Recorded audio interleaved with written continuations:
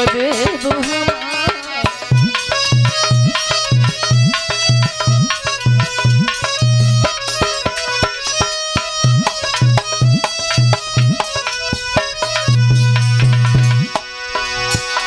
हरि मेरे गुरुवर चंदा सूरज राजा भाई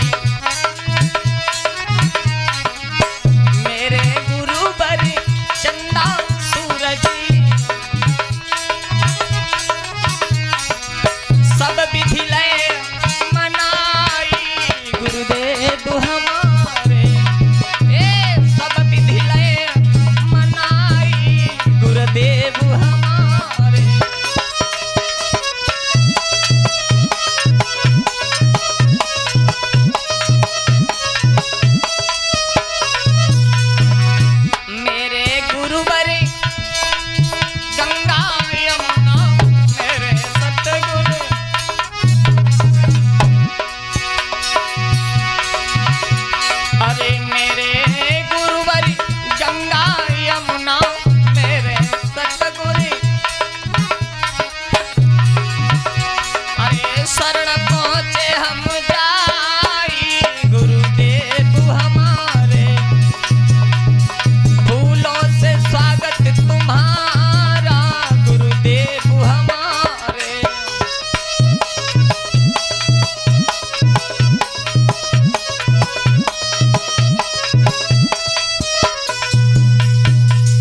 बोलिए गोविंद भगवान की।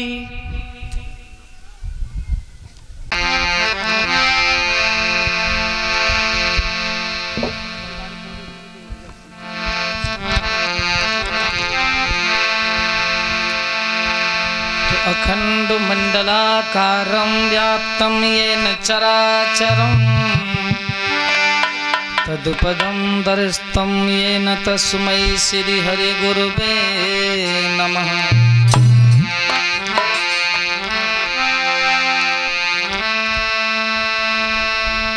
मंगलं भगवान् मंगलं गरुड़ध्वजा मंगलं पुंडरीकाक्षां मंगलायतनो हरि। शांतकारं भुजगशयनं पद्मनाभं सुरेशं विश्वधारं गगनसदृशं मेघवर्णं शुभांगं लक्ष्मीकान्तं कमलनयनं योगविद्यात्मगम्यं वन्दे विष्णुभवभयहरं सर्वलोकैकनाथं।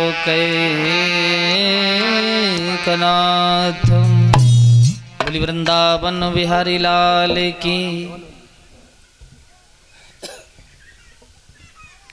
एक वो भी माँ है जिसने सौत के पुत्र को उठा के गोदी में बिठा लिया।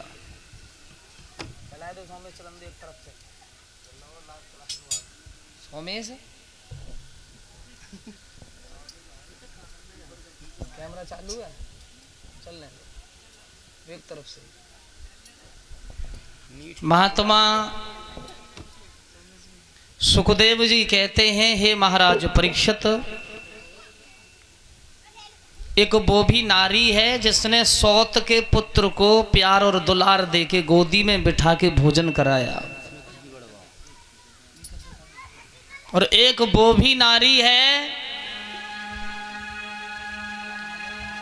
जिसने देखा कि महाराज उत्तानपाद की गोदी में सूचना मिली है कि तुम्हारी बड़ी बहन सुनीति का बेटा बैठा है।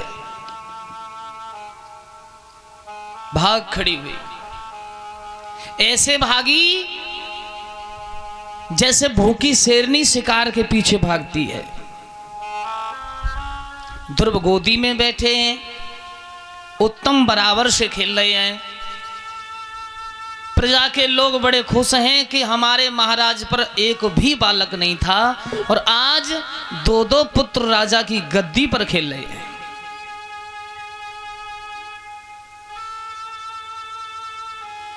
सुनीति किसे कहते हैं और सुरुचि किसे कहते हैं?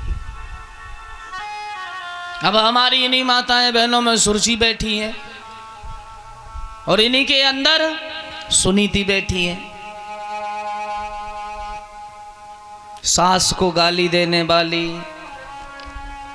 नंद से झगड़ा करने वाली, अपने से बड़े का आदर ना करने वाली, घर में कलह रखने वाली, एक दूसरे से ईर्ष्या मानने वाली, वे कौन है? सुरुचि। और सुनीति का मतलब सुमति, अच्छी, और नीति वाणी गुणवान, जिनके अंदर अच्छे गुण हैं। गर्मी आ गई, अब बूढ़ी अम्मा थोड़ी कमजोर है। अम्मा चलो तुम नल पे बैठ जाओ, तुम्हें हनाए दे। बूढ़ी अम्मा को स्नान करा रही हैं, लो ये सुंदर साड़ी तुम पहनो, आराम से रहो। सोचना चाहिए, अगर माँ वृद्ध है ना, सास वृद्ध है, और उसे तुम सुंदर वस्त्र पहना के सुंदर अच्छी तरह के अपने घर में रख रही हो, तो पड़ोस वाला भी कहेगा भैया उनकी माता बड़ी साफ सुंदर रहती है। ये फर्ज किसका है? पत्नी का। अपने से बड़े ज्येष्ठ का सम्मान करने वाली, परिवार को अच्छी नीति लेकर चलने वाली, वो सुनीति होती है।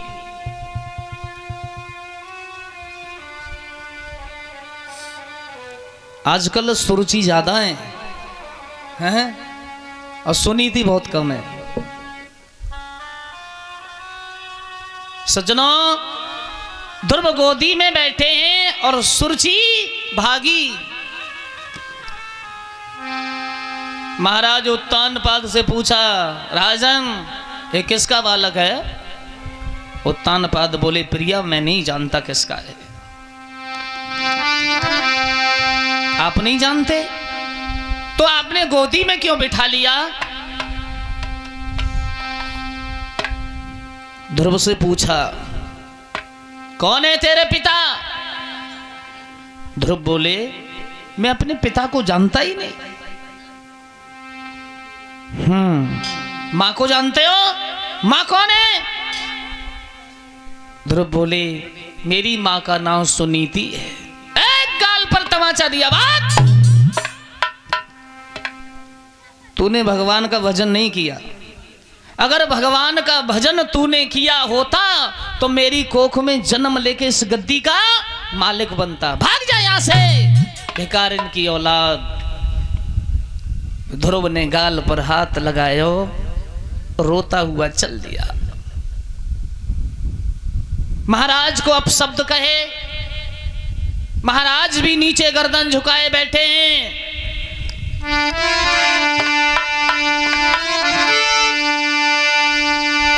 लगी कलेजे चोट रोएगा बेटा,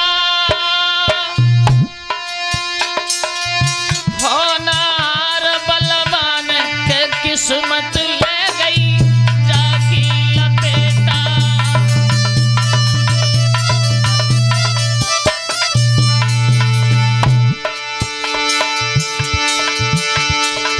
लगी कलेजे चोट रोएगा बेटा,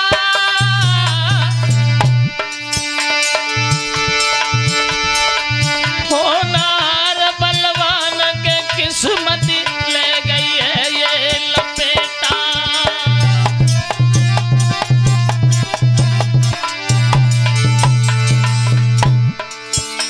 कितना भागा है वो नहीं जानता। इस नगरी के पिता मेरे ही पिता। रोई रो बेटा कलियन में ठाड़ो,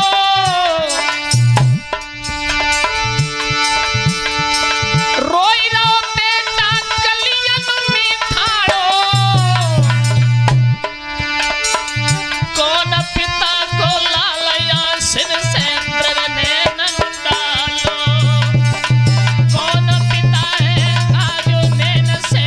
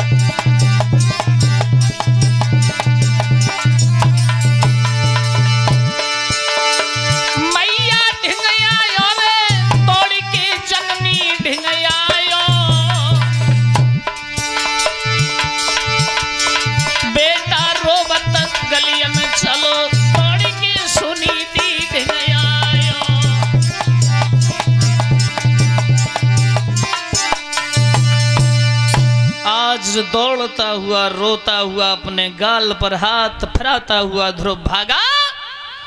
सामने सुनीति मां दरवाजा खोला, एकदम घर से निकल पड़ी। बेटा लाला, मेरे पुत्र कन्हैया तो किसने मारो है? ध्रुव बोले मां, मेरे मारने का कारण बहुत बड़ा है। सज्जनों, वो लोग बहुत अभागे होते हैं जिनके माता पिता जिन्हें छोड़ के चले जाते हैं। घर पर माँ है और अगर पिता है और खेलते समय गांव वाला अगर कोई उस मासूम को डांट देता है, फटकार देता है, तो घर जाते हैं, माँ से कहते हैं तो माँ उठा के कलेजे से लगा लेती है, लाला कोई बात नहीं।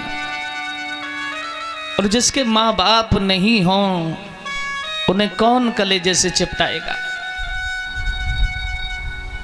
सुनीति रो रही है, लाला सिर्फ मैंने तुझे प्राप्त करने के लिए जौ की रोटी खा खा के जीवन काटा है। मेरे कन्हैया, तेरे पाने के लिए मैंने 12 वर्ष जंगल में बत किया है। गोदी में बिठाया, रोने लगी। मो दुखिया को लाल करो ना ख्याल, कौन ने मारो। हिलकी भरी गई रानी की नैनन से बहो पना दो।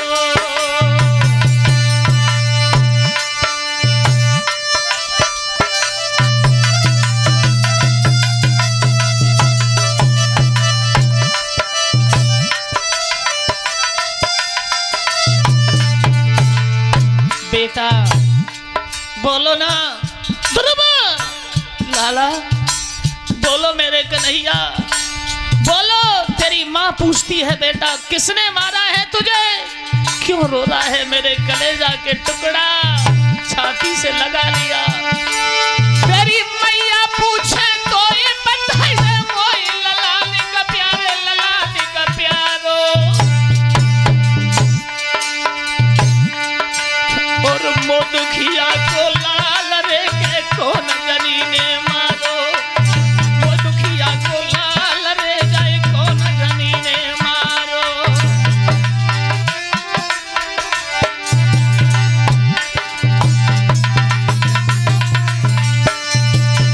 ध्रुव रोने लगे। सज्जनों, माँ तो माँ होती है, माँ के समान संसार में कोई नहीं है। सज्जनों, एक बेचारी बड़ी वृद्ध बूढ़ी आशा थी, अकेला पुत्र था, बाहर नौकरी पर चला गया। टेलीफोन करती है, लाला बेटा कल रक्षाबंधन है, तू का घर आवेगो? तेरी आस में दहली पर बैठी रहती हूं। लाला जब तक तू नहीं आवेगो तब तक मैं भोजन नहीं करूंगी। फोन आता है, मैया मेरे लिए छुट्टी नहीं मिल पा रही है, मैं नहीं आ पाऊंगा। भोजन बनाया, टकटकी बांध करके उसी रास्ता को देखती रही, मेरा पुत्र आएगा, जरूर आएगा। शाम हो गई, भोजन भी नहीं खाया, सो गई। फिर फोन किया, लाला मेरी तबीयत बहुत खराब है बेटा, तू अब आ जा। पुत्र ने फिर कह दिया, मां मुझे छुट्टी नहीं मिल रही, मैं कहां से आऊं। दीपावली आ जाती है, गांव की महिलाएं पूछती हैं, बूढ़ी अम्मा तुम्हारो लाला ना आयो, आंसू निकल पड़ते हैं। उसी दहली पर बैठी रहती है जिस रास्ता से मेरा लाला छुट्टी लेके आ रहा होगा। एक दिन बीमार हो गई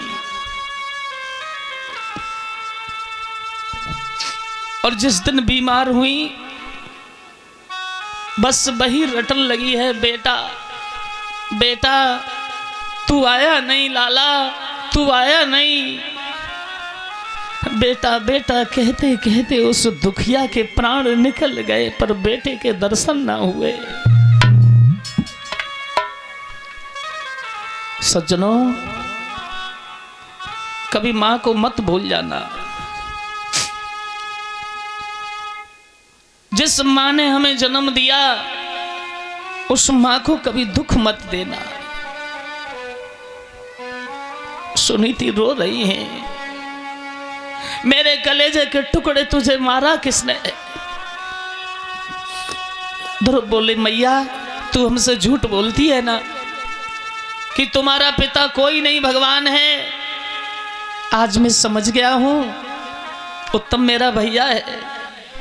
बोली, ना ना ला ला ना, तू झूठ बोलती है ना अपने पुत्र से। यहाँ के जो राजा हैं वो मेरे पिता हैं। सुनीति बोली, नहीं, ये सब तुझे किसने बताया? ध्रुव बोले, मैं आज उसी दरबार में चला गया। मैया मेरे पिता ने मुझे गोदी में उठायो। सुनीति बोली, क्या तू आज अपने पिता की गोदी में बैठ के आया है? हाँ, पर रो क्यों रहा है? जवाब दिया, मैया दुख इसी बात का है, मौसी ने